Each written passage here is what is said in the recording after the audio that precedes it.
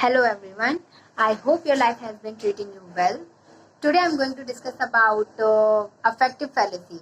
Affective fallacy, it is an essay which was written by Wimsatt and Beardsley, and they got it published in his famous work, The Verbal Icon, which was published in the year of 1954.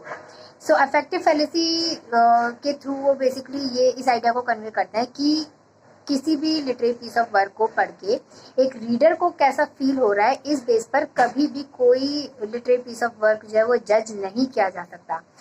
तो वो कहते हैं कि ये एक गलती है अगर आप अगर आप किसी भी लिटरेरी पीस ऑफ वर्क को इस बेस पर जज कर रहे हो कि उसे पढ़कर आपको कैसा फील हुआ, एक रीडर को कैसे फील हुआ, इस बेस पर अगर आप किसी वर्क को जज करते हो तो ये एक एरर है. वो कहते हैं कि हाँ, कि आपको किसी चीज को, किसी प्ले को देखकर या फिर किसी लिटरेरी पीस ऑफ वर्क को पढ़कर कैसा फील हो रहा है, उसके बेस पर तो आपको वर्क को जज करना ही नहीं है. ये तो एक एरर है अगर आप ऐसा करते हो तो, ठीक है.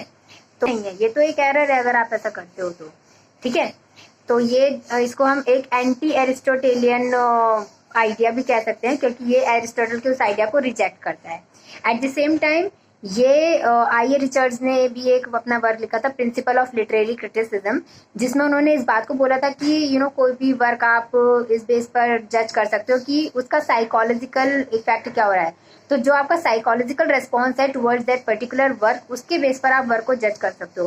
But here affective fallacy again it rejects this idea. So ये उस आइडिया को भी रिएक्शन दे रही है जो आई.ए. रिचर्ड्स ने अपने प्रिंसिपल ऑफ लिटरेरी क्रिटिसिज्म में दिया था, और जो एरिस्टोटल ने अपनी ट्रेजेडी की डेफिनेशन में जो बात बोली थी कि और फियर की भावना जागनी चाहिए एक ऑडियंस के अंदर, ये उस चीज को भी रिजेक्ट करता है.